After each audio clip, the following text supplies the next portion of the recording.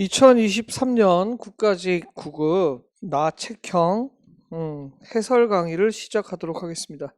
제일 먼저 첫 페이지 보시면 출제 문항 분석과 총평이 나와 있는데, 출제 분석은 2020년도부터 2023년도까지의 출제 경향이고, 비고는 이제 출제된 내용들이 나왔는데, 요번에 가장 두드러진 것은 문법과 맞춤법 영역이 두 문제밖에 안 나왔다.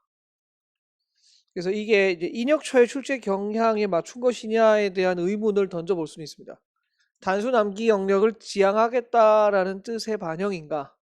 뭐 그렇게 볼 수도 있다. 왜냐하면 이제 비문학을 무려 9문제나 출제되면서, 특히 이제 순수 비문학이에요, 진짜. 다른 거 빼고 화작 빼고 비문학만 9문항을 출제했기 때문에 이 기조를 계속할 것인가 하고, 9문항이면 거의 뭐 절반이지 않습니까? 근데 이제 고난도 문제 함께 공부하신 분들에게서는 그냥 껌이었죠. 한번 씹다가 탁 뱉으면 되는 껌 같은 느낌으로 진짜 답이 다 보이는, 뭐 어렵지 않은, 변별력이 하나라도 있었어야 되는데 저는 이번 시험에 변별력은 없다. 실수가 변별력이다. 좀 그런 안타까움이 좀 있습니다. 이렇게 되면 변별력이 너무 없어요. 문학은 적절한 숫자를 냈죠. 보시면 알겠습니다. 아주 비슷한 기조죠. 세 문제, 네 문제. 예, 문항도 뭐 현대시도 좀 괜찮았고 고전시가도 나쁘진 않았습니다. 어렵진 않았고요. 그 다음에 소설이 너무 쉬웠고요. 문맥에서 그 무진의 의미가 뭐 틀린 걸 고르란가? 뭐 그런 거였죠. 맞는 걸 고르란가? 뭐 그런 거였고. 그 다음에 이제 표준어 규정 출제된 걸 보시면 준말표기랑 표준어의 가장 대표 문항들이 출제가 되면서, 이건 제 기본반 하는 학생이 오늘 와서 90점 받았다 그러더라고요. 그게 안 되는데, 제가 공부 안 했는데 90점 받으면 공부 안 하는데, 이런 생각이 딱 들더라고. 얼마나 자신감에 차겠습니까? 한 달 반 수업 듣고 가서 시험을 쳤는데 90점을 받았는데 어떻게 했어요, 이 학생 마음이? 아닙니다 라고 말하지만 어깨에서 올라가겠지. 이제 어깨 승천하면서 뭐 열심히 해야죠 이렇게 말하면서 굉장히 교만하는, 이게 옛날에도 하게 된 적이 있었거든요. 엄청 교만함에 빠집니다. 이제 공부 안 합니다. 이러면 지방직 이제 폭망하고 나서 이제 후회하겠죠. 뭐 하여튼 그래서 가장 나머지는 별로 어렵지 않았고, 또 한자성어도 세 개는 그냥 딱 제가 말씀드렸던 딱 그 중요한 한자성어 세 개만 알았어도 침소봉대가 상대적으로 좀 덜 나오긴 했으나 너무 쉬웠죠. 한자성어 세 개가 확 골라지기니까 어렵지 않았고, 그 다음에 한자가 아까도 이제 언급을 살짝 들었습니다만 불상이 헷갈릴만 했는데, 추억을 해서 아니 같은 추자를 썼어야지 어떻게 기억이라는 음을 아예 다르게 줘가지고 쉽게 찾을 수 있는 거였고, 이 중에서 도착이랑 추자가 우리 꼬꼬 한자에서 1회차의 도착, 4회차인가 5회차의 추자를 했었습니다. 그래서 뭐 별로 어렵지 않았다 너무. 그럼 전체적인 맥락에서 보면 한자에 대한 준비는 계속 해야겠고요. 그 다음에 비문학에 대한 대책은 여전히 필요하다. 비문학 약하시면 완전히 점수는 끝장이다 볼 수 있겠고, 또 이렇게 본다면 비문학을 생각보다 앞으로 더 많이 내려나? 라는 항목에서 시간 안배가 역시 관건이 되겠다. 그래서 어려운 걸로 공부하시면 지금 생각보다 어렵지 않으니까 그런 부분도 뭐 비문학 추론 독해를 들으셨던 분들은 정말 쉬웠을 거예요. 문제가 어렵지 않게 접근하실 수 있었다. 이렇게 보면 됩니다. 총평, 변별력이 없었다. 해설평, 할 게 없다. 진짜 할 게 없습니다. 간단간단하게 짚고만 넘어가면 되고, 대비는 어떻게 해야 되느냐? 지방직이 이렇게 될지는 아무도 몰라요. 우리가 준비했던 네 가지 영역이 있죠. 고전시가 고난도, 그 다음에 비문학 고난도, 한자, 문법 맞춤법 고난도. 분명히 이 중에 하나는 걸릴 거라고 생각을 하고, 이번 변별력이 없었던 문제가 똑같진 않을 거니까 우리는 어렵게 준비를 해놔야 됩니다. 그래야 지방직 대비에 있어서 이제 좀 요번에 허무하면 진짜 어렵게 준비를 다 해놨는데 너무 쉽게 나와서 좀 헛웃음이 나오는 약간 그런 시험이었다 이렇게 볼 수 있습니다. 그래도 지방직은 아직 모르니까 출제자도 다르고, 그래서 준비를 우리가 부족한 부분을 메꿔 가시면 됩니다. 5월 강좌가 정해졌는데요. 5월 강좌는 한 달 만에 완성하는 한 달 만에 완성하는 맞춤법 2배속 해가지고 4주 만에 찝어가지고 공부 탁탁탁탁 할 거예요. 다 안 하고 중요한 것만. 교재는 내가 문법 노트 책 빨간색 책으로 정리할 거예요. 그 다음에 한 달 만에 정리하는 고전시가 역시 이제 두 개를 아까 이제 고난도 두 분을 막기 위해서 그 두 개. 고난도 독해는 한 번 더 돌려주시고 인강으로 돌리든지 한 번 더 보시면 비문학 그 다음에 고전시가 그다음 문법 맞춤법 세 가지 영역이 다 되고 한자 성어도 꼭꼭 한자 계속 돌리시면 됩니다. 그래서 뭐 준비를 다 해놓지 않았나 마지막 준비에 정리를 해야 되지 않을까. 총 정리의 강좌를 5월달에 집중 깔아놨습니다. 그래서 힘들지만 또 월요일을 밤까지 지금 굉장히 힘든데 생기가 돌아오고 있는데 이제 오늘부터 한 달만 참으면 된다. 시험이 6월 10일이니까 5월 8일 개강이면 한 달만 고생하자. 여러분들을 위해서도 한번 정리해 주는 게 낫겠다 싶어서 진짜 고민 많이 했어요. 하나 둘 중에 뭘 할까 하다가 에휴 그냥 하자. 그래서 그냥 뭐 하려고 한 달 만에 2개 완성하는 강좌 끝내고 6월에 쉬면 되니까 그렇게 하려고 생각 중입니다. 그리고 이제 군무원 시험 치시는 분들을 위해서 6월 강좌도 만들어 놨어요.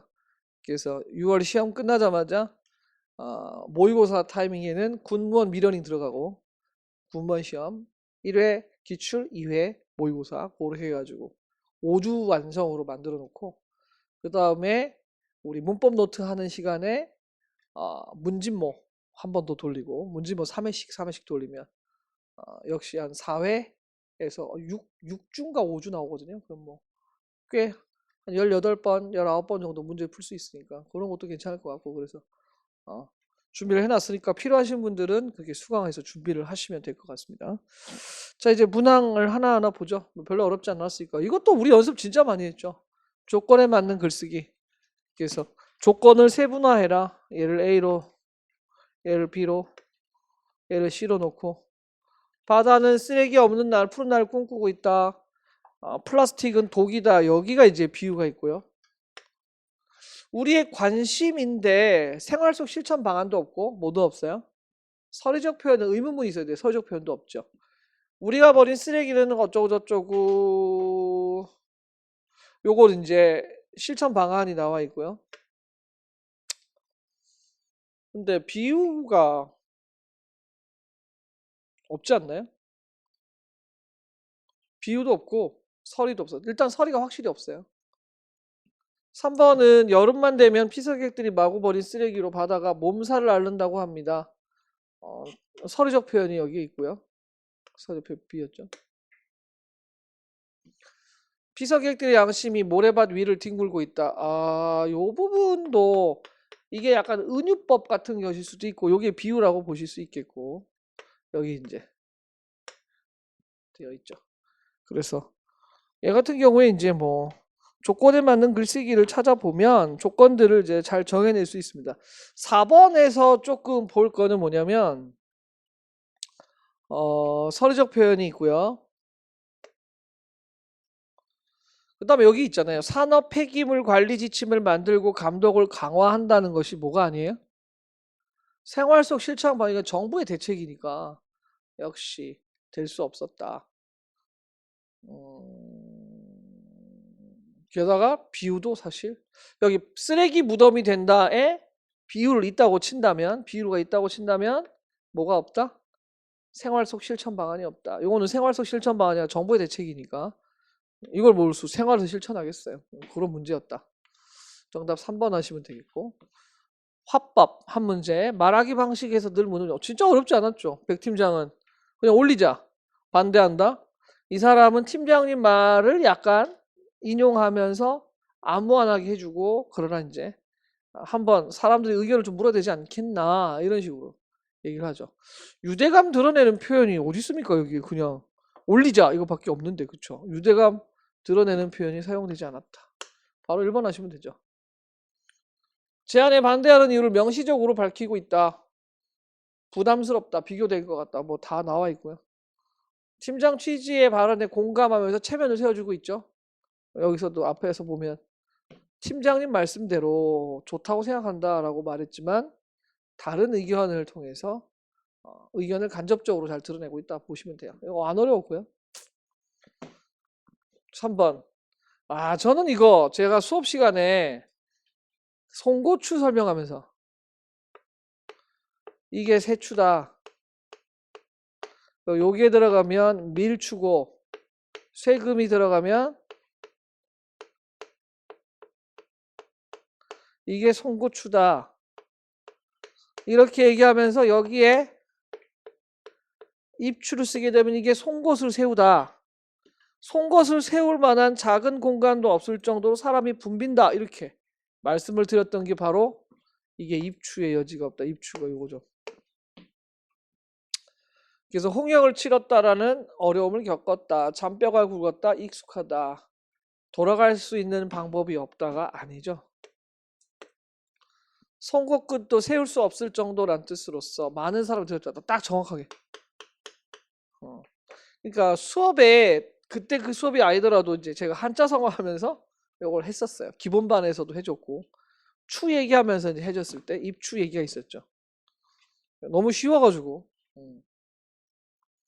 3번이 답이 되겠다. 그 다음에 가의 순서 맞추기가 상당히 어려울 수 있었는데 이것도 너무 쉬웠죠.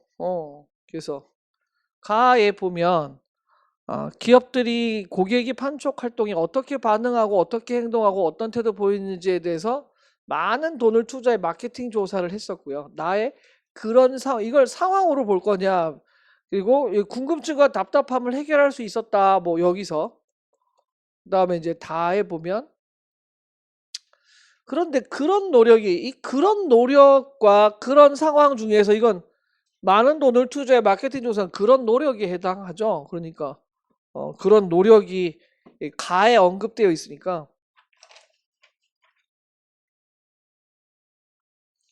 가의 뒷부분과 다가 이제 만나게 되죠. 그리고 여기서 보면 어떤 효과를 내는지를 알지 못했는데 이 효과의 내용이 여기 보면 궁금증과 답답 해결할 수 있는 얘기가 나오니까 뭐 그렇게 되니까 너무 쉬워서 정답이 답 고르는데 진짜 얼마 안 걸리더라고요. 저 같은 경우는.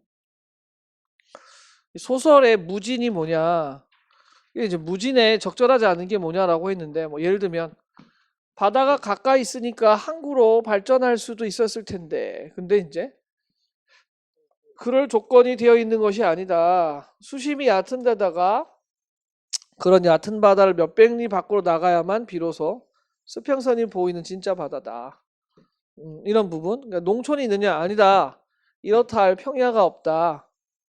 넓은 평야가 없으면 이제 뭐 다른 걸로 둘러싸여 있겠죠. 그리고 그러면 여기 도대체 명산물이 하나쯤 있어야 될 건지, 이 말은 명산물이 있다 없다? 없다. 그런데 여기서 나는 명산물은 그 고장을 유명하게 만들어주는 특산물 같은 걸 말하는 건데 갑자기 밑도 끝도 없이 나는 안개다. 안개가 명산물인 것 같다라고 말하고 있습니다. 그러니까 금방 항구로 개발하기 어렵다라는 말도 있었고요. 평야로 발달할 수 없다고 얘기했었고요. 인구가 적지 않은 공간이다라는 말은 이게 이제 본문에 보시면 5, 6만이나 되는 인구가 어떻게 살아가냐. 사람들이 많은데 여기 뭐 명산물 하나도 없는데 이런 말에서 인구는 지역의 경제 여건이 별로 안 좋은데 어떻게 이런 많은 인구가 그 위에 살아가느냐라는 질문이고, 그래서 여기서 누구나 인정할 만한이 안 되는 거죠. 자기만의 명산물이니까 정답은 4번 해야 되겠고요. 6번 그나마 한자 성어인데 각주국어 와신상담 진짜 지겹도록 했던, 우리 한자 성어도 공부하지 않았나? 각주국감도 했고 와신상담도 했고 권투중래 3개를 다 했었죠. 요건 안 했고요. 다 했어가지고 여기 보면 이게 여행 다녀온 사람의 입입니다. 여행 다녀온 사람이 하는 여행에 대한 이야기예요. 그 입맞기가 포기돼야 되고 미주알 거주알 늘어놓는 여행 경험에 대한 이야기예요. 그 사람이 여행 갔다 와서 지 여행 경험을 막 얘기하는 거예요. 근데 그냥 들어줘야 된다. 그 사람이 별것 아닌 사실을 뭐뭐 하거나 혹은 특수한 경험을 지나치게 일반은 그런 수다. 여기에는 그런 수다에 해당하는 내용이어야 돼요. 그리고 이건 여행 경험에 대한 이야기입니다. 근데 각주국어이 어떻게 여행 경험이겠어요? 어떻게 권토중래가? 제도전인데? 와신상담도 제도전인데? 또 뭐밖에 없어요. 작은 바늘을 큰 몽둥이로 과장하는 거죠. 심수어봉들. 많이 했죠. 각주국어. 융통성 없는 어리석음. 권토중래. 한번 실패한 자가 다시 힘을 모아서 오는 거. 와신상담 불편한 자리에 눕고 또 쓴 것을 맛보면서 고통을 참고 견디는 거. 심소봉대가 바로 과장하는 거죠. 과장.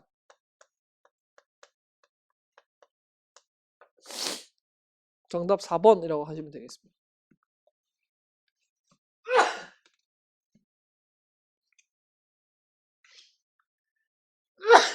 그나마 좀 문학 문제가 괜찮기는 했는데 뭐 하나밖에 안 나와가지고 너무 쉬웠죠. 어이 못 오던가 무사밀로 못 오던가 이거 이제 2번 반복을 하면서 원망이죠. 왜 못 오는가. 그러면서 여기 이제 중간에 보면 이제 1번이 답이 되겠고요. 여기 보면 단계적으로 공간을 축소한다는 말과 동일한 어휘를 연쇄적으로 나열한다는 말들이 이제 여긴 연쇄법도 있는데 여기 보면 그 제일 먼저 성이 등장하고요. 성 안에 담을 쓰고 담 안에 집을 짓고 집 안에 뒤주 놓고 뒤주 안에 괴를 놓고 지금 성 끝나고 성 안에 담 끝나고 담 안에 집 끝나고 집 안에 뒤주 다음에 뒤주 안에 괴 다음에 괴 안에 연쇄법 쓰였어요. 반복 연쇄법 쓰였습니다. 그리고 이 공간이 점점 작아집니다. 성에서 담, 집, 뒤주, 괴 2개가 다 있어요. 그러니까 연쇄법을 사용했고 그리고 점강법이라고 제가 얘기했죠. 점강법도 사용하고 있습니다. 그런데 이 말을 한 이유가 뭐냐면 네가 안 오는 이유가 너를 이렇게 결박하여 자물쇠로 잠가놨기 때문에 네가 못 오는 것이냐. 그게 아니라면 네가 왜 못 오냐라고 말하는 거죠. 다시 말하면 여기에 동일한 어휘를 연쇄적으로 나열은 있다고 쳐요. 이 연쇄법이니까.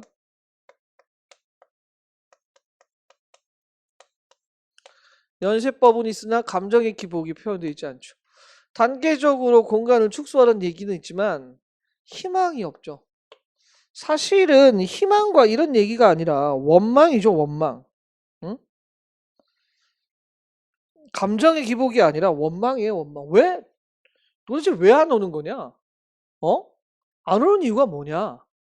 이것도 나를 만날 수 있다는 희망이 아니라 이게 아니 어떻게 그런 상황이 아니라면 네가 왜 못 오는 거지?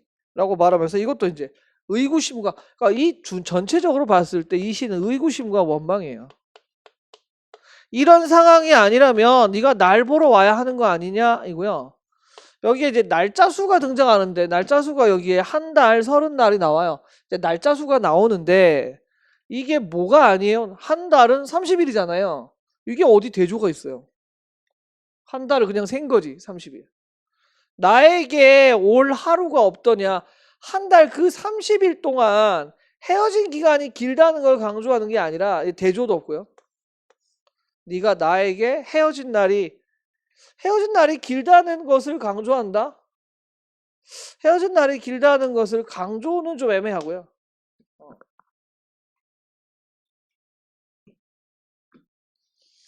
하지만 뒤에는 괜찮다고 봐요.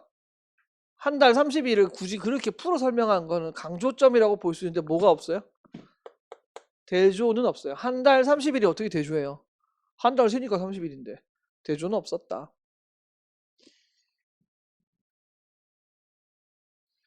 이 시는 전체적으로 원망과 의구심의 시다. 왜 오지 않는 것이냐. 제가 수업할 때 막 사투리로 와 안 오노? 니 와 안 오는 것이고 막 이렇게 수업을 했었던 기억이 납니다. 고전 시간 수업 때.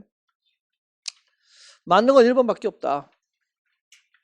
8번 같은 경우도 빈칸 추론이었는데 추론 문제가 제가 이거 보고 사실 깜짝 놀랐거든요. 왜냐면 고난도 높게 2개의 괄호 문제가 꽤 있었거든요. 근데 제가 일부러 뺐었단 말이에요. 에이 2개 괄호, 2개 괄호가 나온 거야. 그래서 제가 너무 당황했어요. 빈칸 추론에 2개 괄호 냈어야 되는가?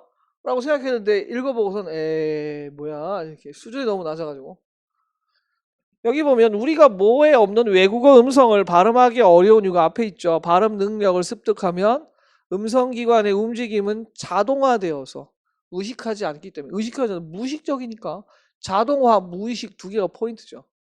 그렇다면 나에는 자 손을 놀리는 데에는 이 개인의 의지와 관계없이 필체가 꽤 일정하다는 거예요.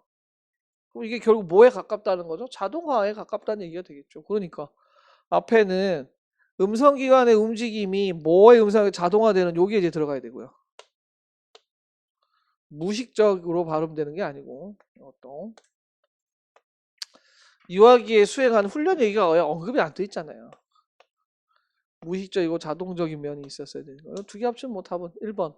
뭐 정말 난이도가 낮았던 한 번만 읽어도 답이 나오던 앞에 다 근거도 바로 앞에 다 있었던 문제였었다. 보고 웃었죠. 야 이거 기본반 애들 갖다 줘도 풀겠다. 하다가 붙은 말의 준말. 하 앞에가 울림소리 발음이면 하에 아를 날리고 히읗과 다가 만나서 이제 타가 되겠죠. 근데 이 비읍은 무슨 소리예요? 안 울림 소리니까 섭섭치가 아니라 섭섭지가 돼야 되겠고 얘는 선발 얘가 울림이니까 선발 토록이 맞고 생각 헌대가 아니라 생각 건대가 되어서 이제 맞는 거는 기억과 디귿밖에 없다. 정답 2번이 뭐 완전 쉬운 문제였죠 이것도.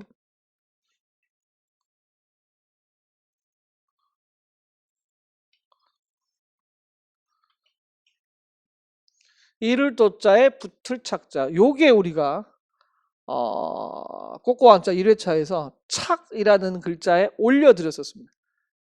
한 올라오는 글자에 있었던 글자고요. 불상이 상이 진짜 애매했단 말이야. 이게 그냥 이상인가 이상이 난 모르는 순간 아씨 상을 맞추긴 맞췄는데 맞잖아요. 현상할 때 현상 아니고 자연현상이 이거잖아요. 그쵸? 자연현상이나 경제적 현상이나 이거였고 요게 그 사진현상 할 때 상자였잖아요. 이게 사람이 만든 상이니까 이게 들어가겠거니라고 생각을 했는데 이게 약간 헷갈리더라고 솔직하게. 근데 이건 뭐야? 말씀원과 이거 기자 나 기자 갖춰주니까 음은 얘가 음을 담당하니까 이게 기고 이게 되게 너무 쉬웠죠. 불쌍한 이건 안 나올 여기에서는 포인트가 상에 있었고요. 여기서는 도자나 착자나 두자 가능성이 있었고 지경도 이거 했던 한자인 거 아세요? 흙 높은 곳에 올라가서 보는 거. 그래서 이 끝을 의미하는 것이다. 지경경자 경지. 아 이건 너무 말이 안 된다. 이건 기억이고 추억은 조출추자. 가다가 귀한 것을 떨어뜨렸다. 그래서 이제 조출추자였죠. 어렵지 않았다. 근데 너무 쉬워서 공부 안 한 사람도 많이 맞췄을 것 같아요. 기자가 너무 어이없이 나와가지고. 아 적어도 음은 같아야 되는 거 아니야? 씨 모양이 비슷하든가? 너무 어이가 없어가지고. 쉬웠다. 11번은 프레임에 대한 설명인데 봐요. 사람의 지각과 생각은 항상 어떤 맥락, 관점 또는 어떤 평가, 기준, 가정하에서 나는데 이런 맥락, 관점, 평가, 기준, 가정을 프레임이라고 합니다. 그러면 이제 여기 지각과 생각이 뭐예요? 인간의 모든 정신활동이니까 이걸 바꾸면 인간의 모든 사람의 정신활동은 프레임에 다 달려있다 이렇게 되는 거니까 이게 1번이죠. 정신활동 프레임에 일어나지 않는다 이런 얘기가 되고 그 다음에 우리가 프레임이라는 안경을 쓰고서 세상을 보고 있다 뭐 이런 의미가 있고 어떤 프레임의 지배도 받지 않고 세상을 있는 그대로 객관적으로 본다고 주장하면 진실이 아니고 그렇게 보고 있지 않다 요거밖에 없어요.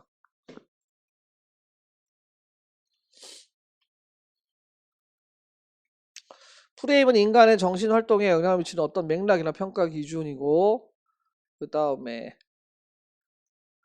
인간의 세상을 바라볼 때 어떤 안경을 쓰니까 이 안경을 편향성이라고 볼 수 있겠고 마지막에 인간의 지각과 사고를 확장하는 까지 프레임이 극복해야 될 대상이라 언급되지 않았죠. 오히려 프레임을 통해서 세상을 바라본다고 했으니까 정답은 3번이 되겠다.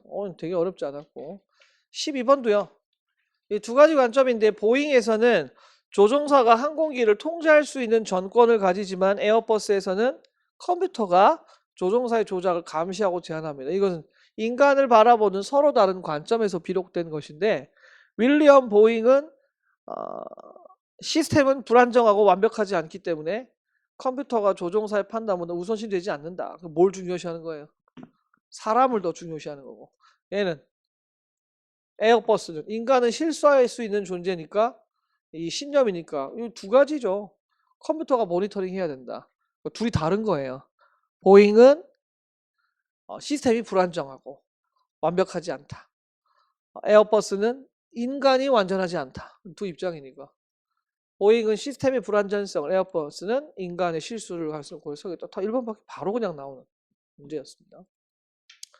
13번 추론 문제지만 사실 뭐 우리가 풀었던 문제에 비하면 거의 껌 같은 문제였죠. 공포의 상태와 불안의 상태가 비슷하지만 다르다. 그러면서 예를 줬죠. 무시무시한 전염병을 목도하고 공포에 빠진 사람은 자신도 언젠가 그 병에 걸릴지 모른다는 불안 상태에 빠지게 됩니다. 이처럼 두 감정은 서로 밀접하게 얽혀있다는 점에서 혼동하기 쉽죠. 하지만 두 감정을 야기한 원인을 따져보면 여기에 이제 근거가 있죠. 공포는 실제 않은 객관적 위협. 여기에 이제 공포고요. 불안은 현재 발생하지 않았으면 미래에 일어날지 모르는 불명확한 위협. 실제 않은 위협은 공포, 아직 오지 않은 위협은 불안입니다. 그래서 자신이 처한 위험한 상황을 정확하게 인식하는 경우는 일단 첫 번째 이걸 뭐라고 했어요? 공포라고 했죠. 불안이 아니라. 이거는 공포예요. 공포. 불안감이 더 크단 틀렸죠.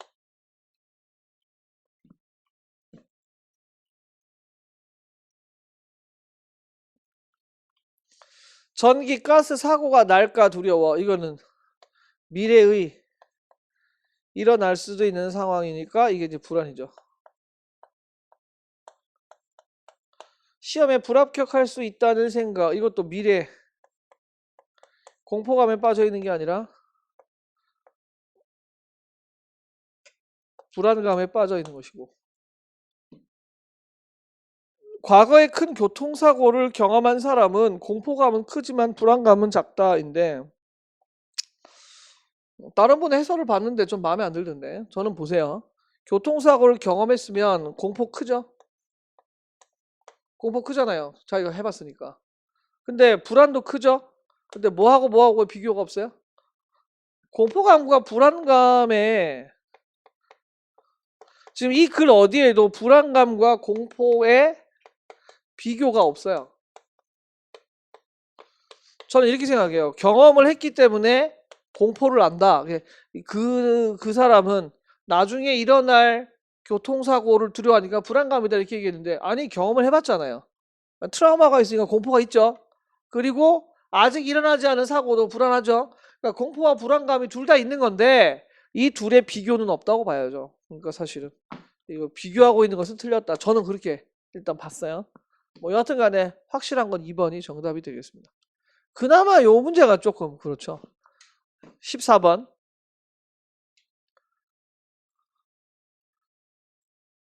아리스토텔레스의 세계관을 따라서 우주의 중심은 지구고 지구주위를 공전한다는 천동설이 정설이었었어요. 그리고 뒤에 이제 여기에 주전원을 따라 공전궤도를 그리면서 행성들이 운동한다고 말하는 것은 무엇을 설명하기 위한 것? 천동설을 설명하기 위한 방법이죠.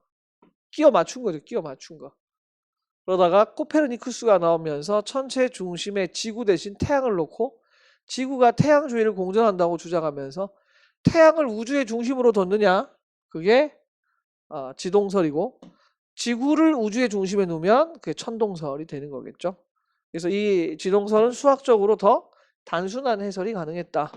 그런데 천동설이 정설로 받아들여졌죠. 주전원은 지동설을 지지하고자 만든 게 아니라 천동설을 설명하기 위해서 만든 개념입니다. 중심을 지구로 두느냐 지구 바깥에 태양으로 두느냐에 따라서 갈립니다. 프톨레마이오스의 설명은 코페르니쿠스의 설명보다 수학적으로 더 복잡하였죠. 코페르니쿠스가 더 간단하다고. 마지막에. 단순하게 설명이 가능했으니까. 이것도 뭐 어렵지 않았죠. 정답은 2번.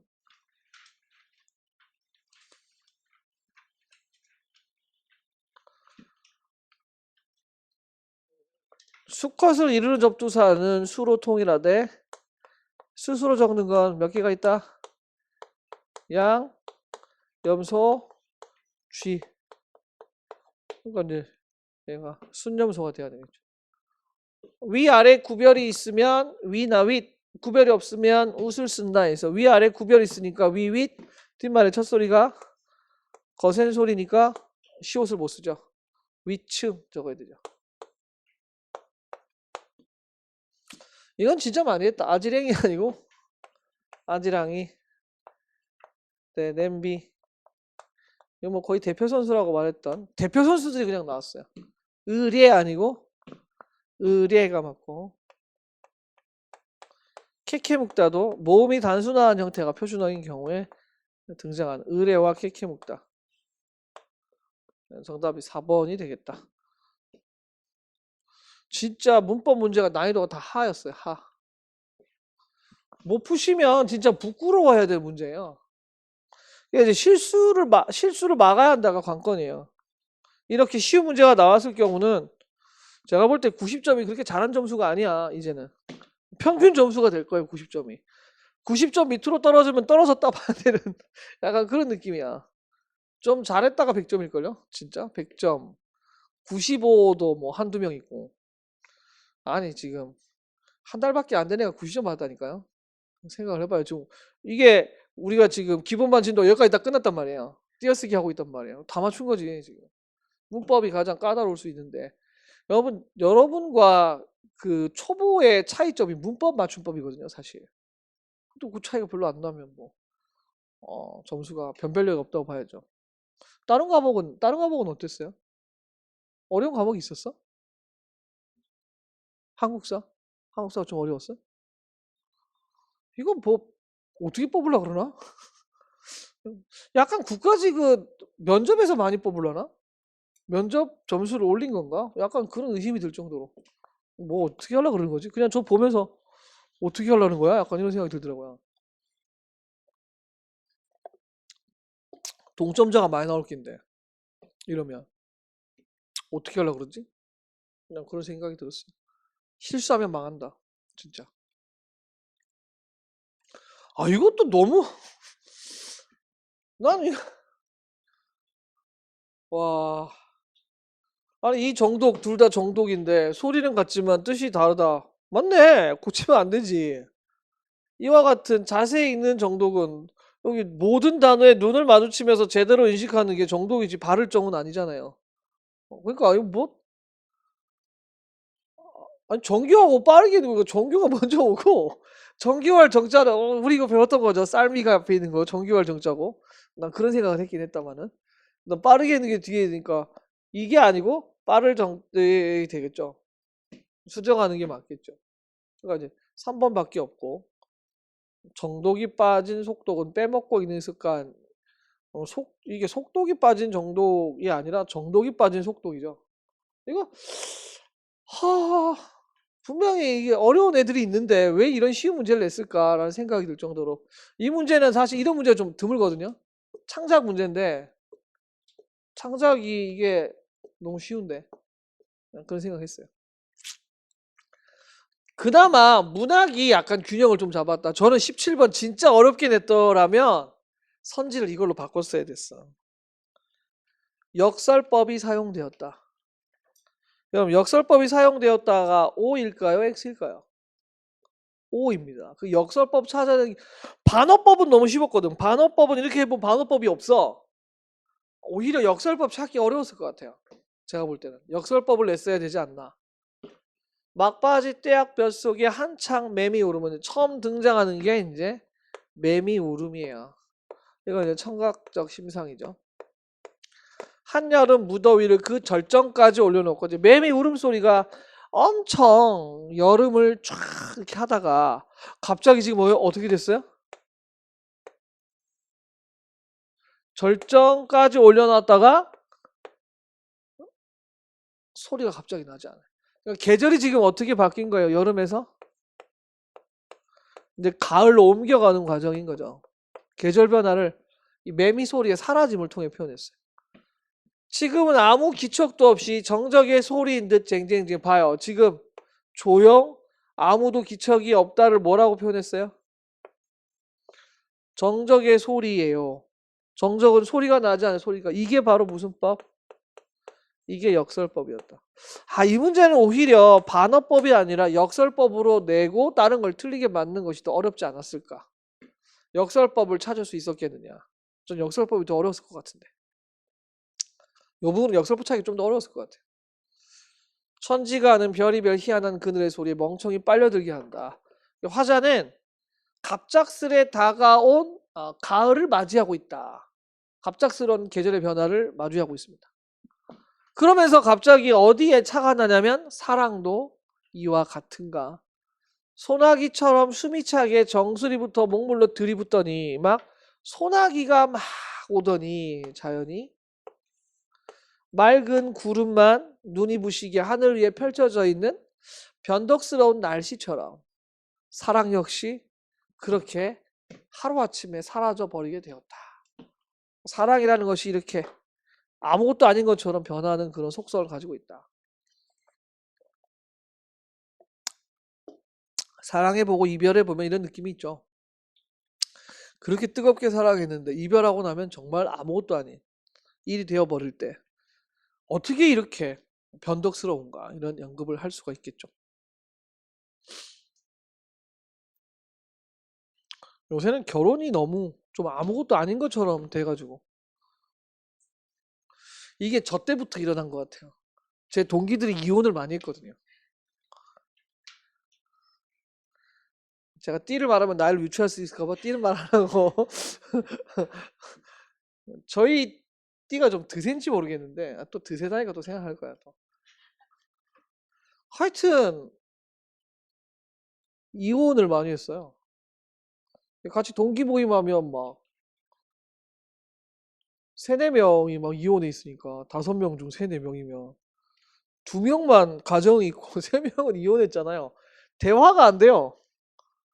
돌싱들하고 대화의 화제가 다를 수밖에 없어요. 우리는 이제 애 얘기밖에 안 하는데 술 마시면 뭐 술 마시고 나면 우리 애가 뭐 몇 살인데 공부가 어떠고 저떠고 뭐 이런 얘기 하는데 쟤네들은 애가 없잖아요. 쟤네들은 관심이 이제 남자 여자 있는 거야 이제 돌싱들이니까. 그러니까 이제 대화 안 통하더라고. 그래서 친했는데 대화가 안 통하니까 다시 만나기가 또 그렇더라고. 그렇지 않아요? 할 얘기가 없으면 별로 만나기 싫잖아요. 약속 장소 안 나가고 뭐 이렇게 하다 보니까 자연스럽게 돌싱과 이제 가정이 있는 사람하고 이제 약간 갈라지게 되죠. 그러다 보면 이제 나이 들면 친구도 없어지고 전 왕따예요 이제. 만날 사람도 없고 생활 패턴도 다르니까 진짜 만날 사람이 별로 없죠. 음. 그러다가 이제 애들이 훌쩍 커버리고 애들이 이제 아빠를 개무시하게 될 때 외로운 남편만 혼자 남는 거죠 이제. 집에 갔는데 오늘 휴일인데 휴일도 일하는 줄 알고 집사람과 애들은 놀러 가고 혼자 집에 라면 끓여 먹고 있을 때 겁나 슬프죠. 제 선배가 했던 말이에요. 선배가 오늘 애들이랑 어디 갈까? 깜짝 쇼하려고 말 안 했다가 다음날 아침에 일어났더니 주변에 아무도 없어.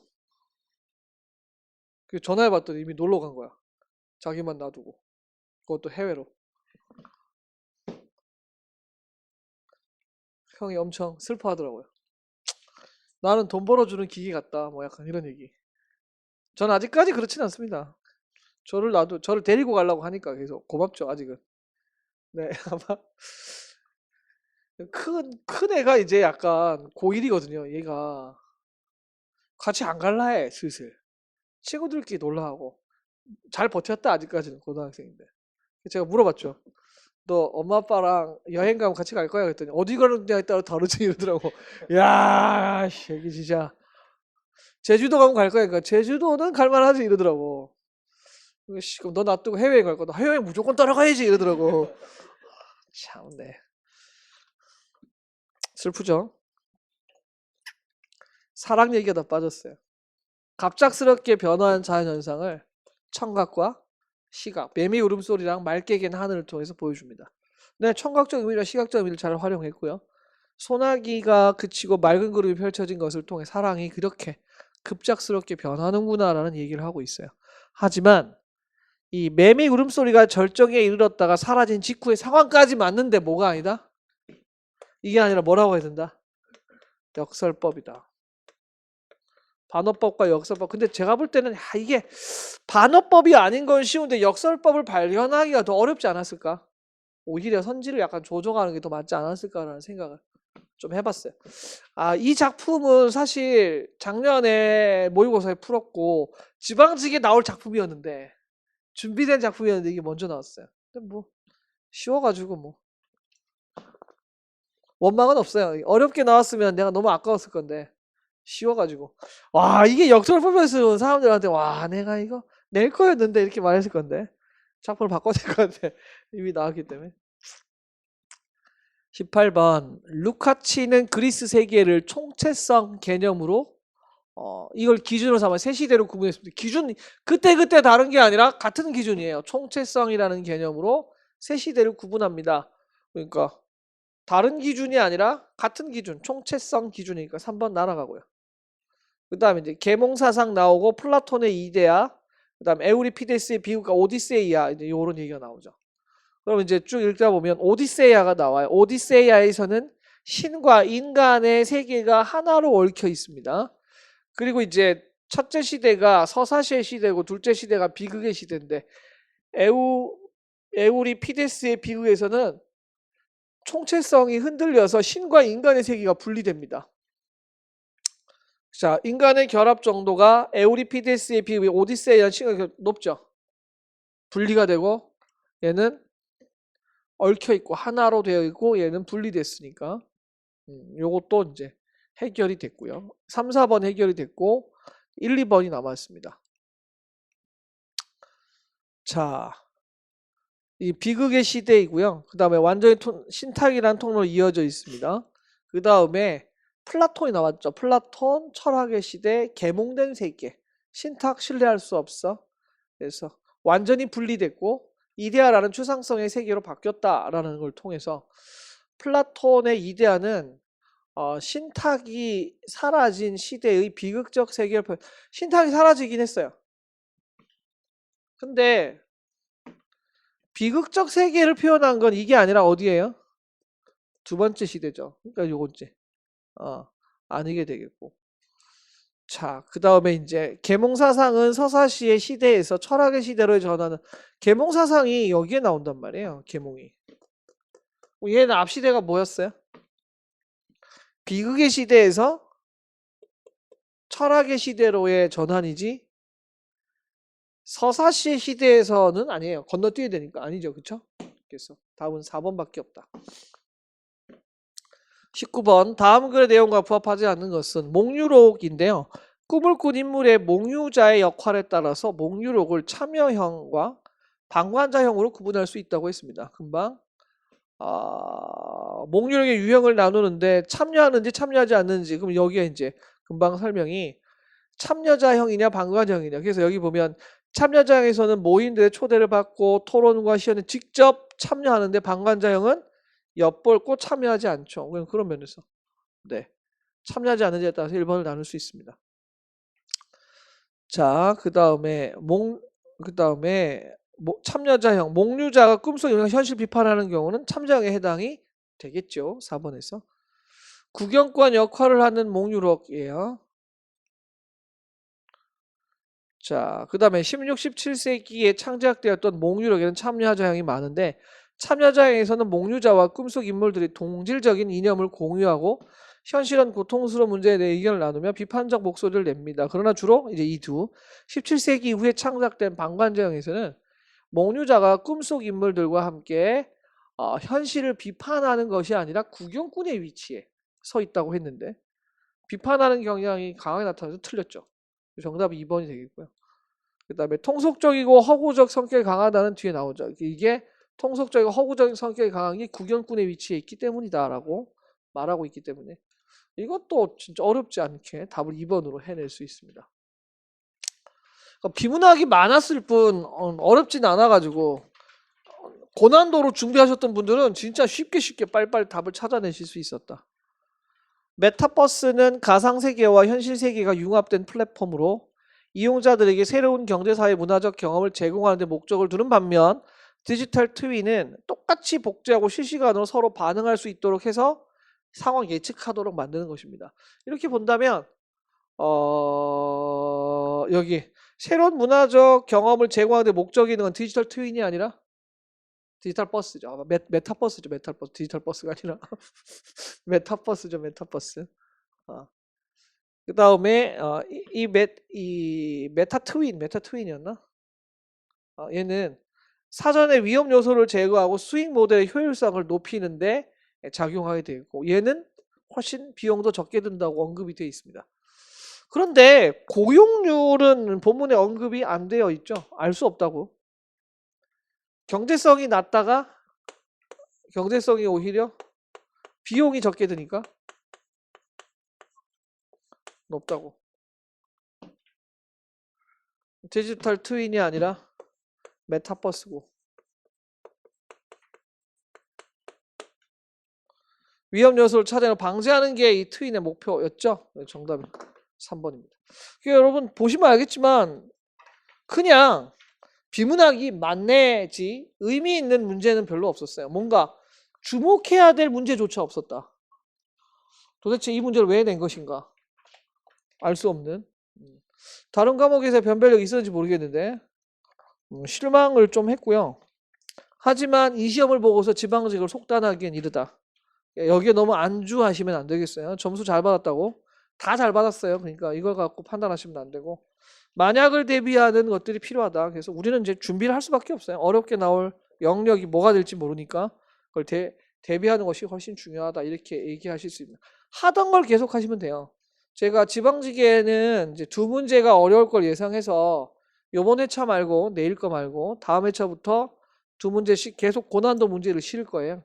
실을 것이고 한자는 우리 계속 공부하는 것을 위주로 해서 계속 갈 거고 한자는 잘 아시겠는 대로 그 한자 수업을 하고 그걸 시험에 내기로 했잖아요. 계속 연습을 시킬 거고 그렇게 될 거고 어휘는 뭐 가끔 나오면 복습을 하면서 또 쫙 하시면 될 거고 고전 시간은 고전 시간이나 이런 건 여러분이 새로운 문제 풀어보는 것보다 제 모의고사를 그냥 만나시면 됩니다. 모의고사를 그냥 꾸준하게 푸시면 큰 문제가 없을 것이다.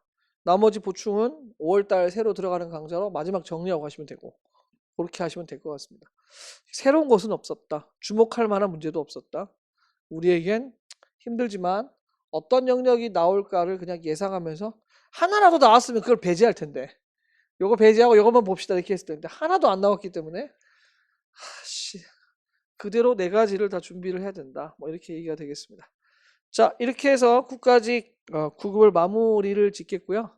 한 타임 쉬신 뒤에 시간표에는 1시간밖에 없지만 2시간을 이어서 뒤에 수업이 없으니까요.